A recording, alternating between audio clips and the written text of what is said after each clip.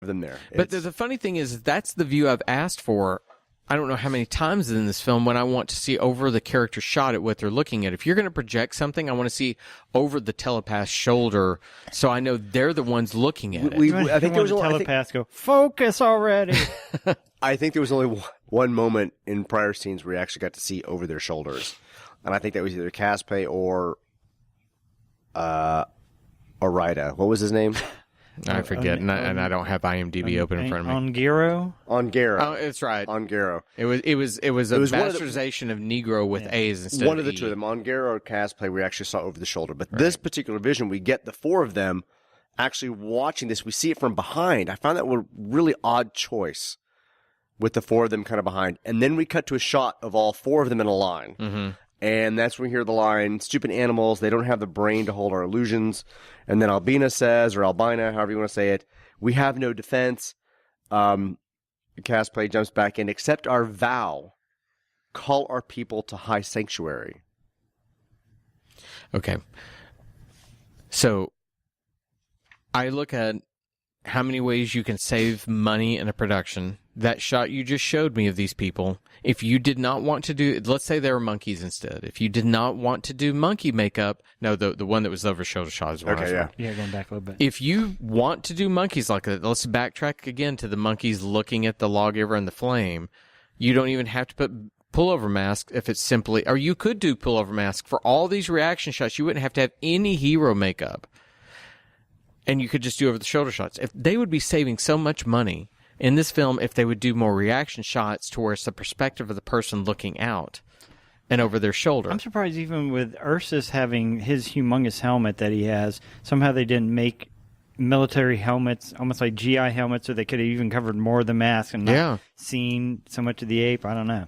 Maybe, I could find no reasoning for why they, in the production design, chose that helmet. It's fantastic. Well, but, in fairness, in those particular shots in the sun, I mean, it actually kind of helps block some of the light from his face from the sun, so that his face stays in focus. We're fighting the same problem with Zaius, where it just made him look kind of blurry with the sun coming down on his head. Well, there are ways to expose something with light from behind. That you can do something to make it register, and that is another problem of filmmaking on the cheap.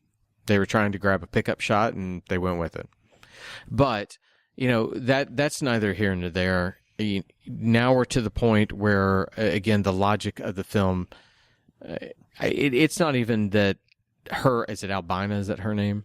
Albina. I'm going to go with Albina because it sounds like Albino, which was exactly what I think they were probably going for, that she's white. I keep saying Albina, but yeah, it's Albina, right. I'm sure. Albino moose. She's making comments that are asinine and don't show that she's an intelligent character. They're making her seem immediately stupid. It's where my love affair with these minutes fell out, was in minute 73. I thought this entire minute I kept finding the humans to be absolutely moronic. Just a point. Ursa says, buglers sound the advance. Mm-hmm. I shouldn't have eaten all that sand. As they move out toward the city, set flush with the ground just beyond the horse's hooves. As he opens his mouth to shout, we zoom back to resolve unexpectedly that the image we are watching is being projected in perfect color on the projection wall. Zaius' image on that wall. There are ways down. Caspe, you know the range of their city. So this stuff here with advance by the guerrilla leader and stupid animals, they don't have the brain to hold our illusions, was not in Dane's script. They added that in. And those does that help you a little bit better with the scene, with this moment? Sure. And those could have been inserts that came the night before shooting. Those could have been on set, whatever. We need something to explain what just happened. How come these apes can push through our illusions? Well, I mean, Casplay coming in to Fat Man saying, you know the range of the city, and Fat Man saying yes. But isn't it even better for them to have the realization that the apes aren't stupid? They're looking at each other. Are the apes that intelligent? Something like that. That's a more shocking thing for them to deal with. Oh, that would be, wouldn't it? Yeah. That the apes are too intelligent. We can't affect them. Right. It's the right choice to have them wonder why the illusion is not held. It's the wrong choice for the reaction they get, in my opinion. Maybe we'll find out in future minutes. I don't know yet. That's always Sean's cue that we are at the end of the minute. So I'm going to take that as the open door and move away from minute 73. Unless, Richard, are you going to pull me back in? No, I need to pull you back in. I need to pull you back in because this is minute. You know who Richard is? It's like the bell rings and he goes, I have one more question, teacher. She goes, no, I dismissed the class, not the bell. We have to finish the dialogue, right? Okay, go. Caspe says, accept our vow, call our people to high sanctuary. So what's the vow? Is it the bomb? Is that the vow? I'm assuming the vow is if they're ever in trouble, they'll all gather and set off the bomb, and we'll protect the children. So he adds it's our vow, and then Caspe asks, "You know the range of their city?" So I'm reading into this as like, I know where to set the coordinates of the bomb. I can take out their city. Somebody set us up the bomb, right? Fat Man says yes. Now they're talking. So we can hear them. They're not using their mind powers. Well, speech is for the lower people who aren't as intelligent as us. Do you think that that's why we have to sing to our guy? They're telling the story to us, and so therefore they're speaking to us. Do you think they at all considered should we have them do telepath noise and put subtitles on? When you get to the new films, there are people that use subtitles. That's all I'm going to tell you. Subtitles are used. So in the future films, subtitles are used.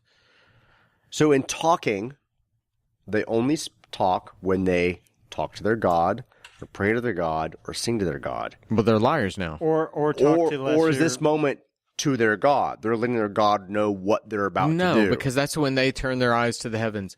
Oh, God, open the... they do that kind of stuff. No, they're doing it because it's the easy plot device, and we need to hear what they're thinking. I love the fact that he's like, the range of their city, yes, set it in the mechanism and wait for me. And I'm like, like 10 minutes ago, they were like, tell us about the apes. What are they up to? Where are they? Where are they? What's going on? But now they know exactly the precise location of their city.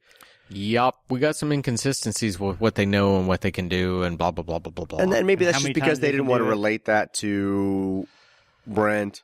And I'm assuming that this is not the only ape city, Albuquerque, and these are not the only mutant humans, on the entirety of the Earth, and they just happen to be within, earshot of each other, range of each other. There's got to be other communities out there. So even if the telepaths blow up Albuquerque, they've just stopped that threat, not necessarily any other threat that's out there. So that's a great question for Planet of the Apes, and especially fans out there. Listen, are there novels out there that tell us that how big the world is? Yeah, like how far does the ape civilization reach? Because you can look back to mankind, how many ever hundreds of thousands of years ago, and how it started in one place. And I think they say Africa was the genesis of all. How long did it take for that to push out? And is that what they're trying to say? Is that Albuquerque is the central point where the ape civilization comes from, sprung from? And it is rather convenient that they would be that close to where the humans are. Yeah. So interestingly enough, the scene that happens in minute 74 actually takes place several pages earlier in the script. All right? I'm going somewhere with this, I promise. Okay. I'll allow it for now, Counselor, but watch yourself. The scene in the next minute takes place several places early in the script. So Casplay then says, which they heard in the minute, I want a public thought projection at adult and infant level. The original line was, clear the streets, stay indoors. The line in this scene is... The streets. The line in this scene is, I want a public thought projection at adults and infant level. Adults in the cathedral, infants indoors.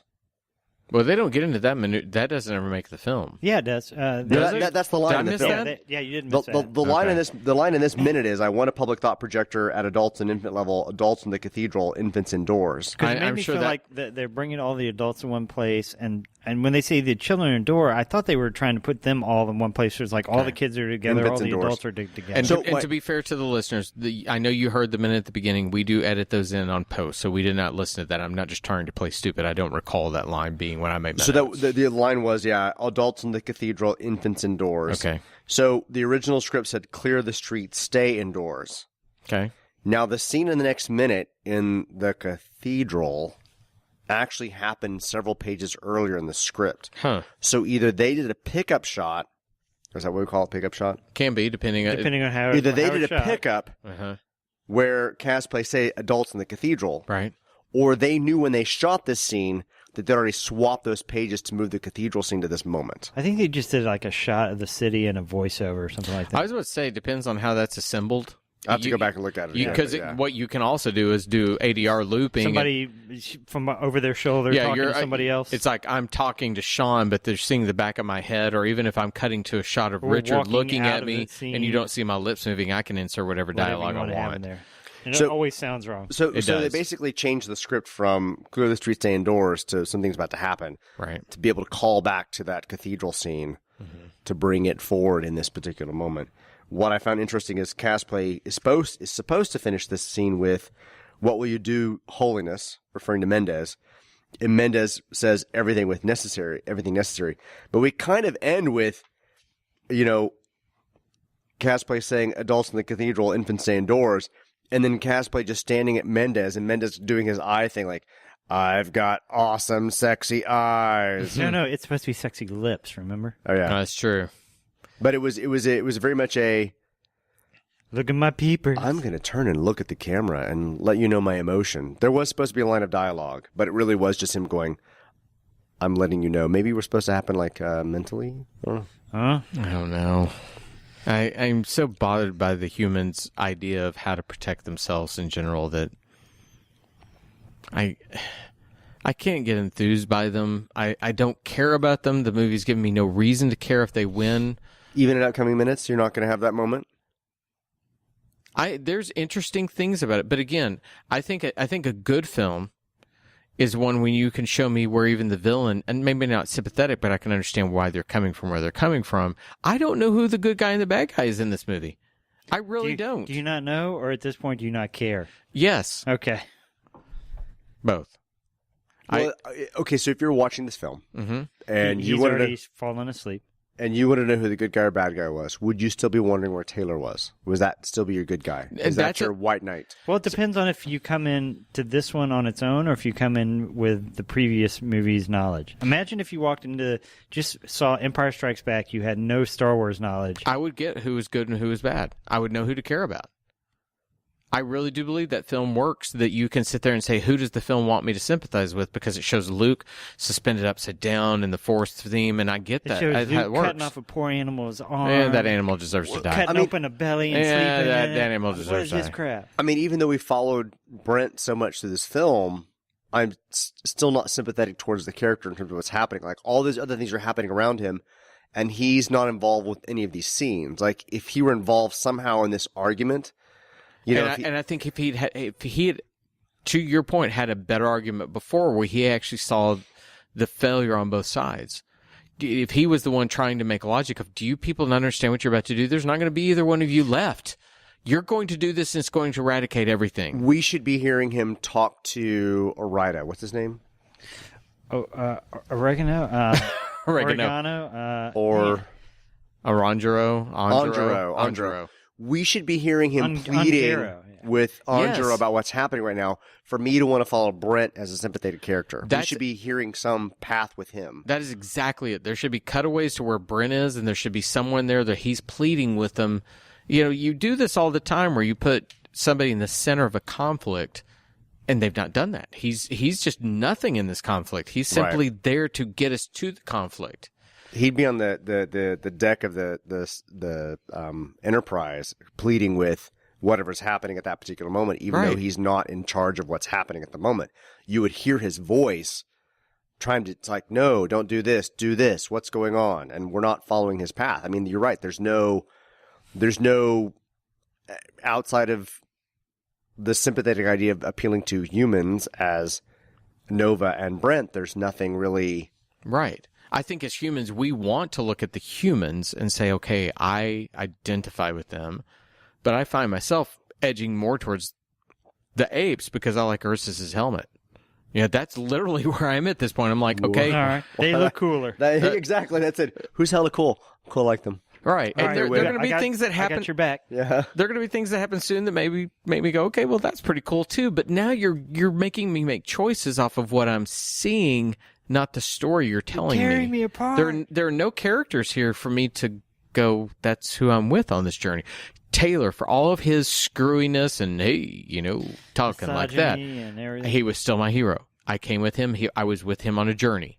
I'd be rooting for him as an audience member at this particular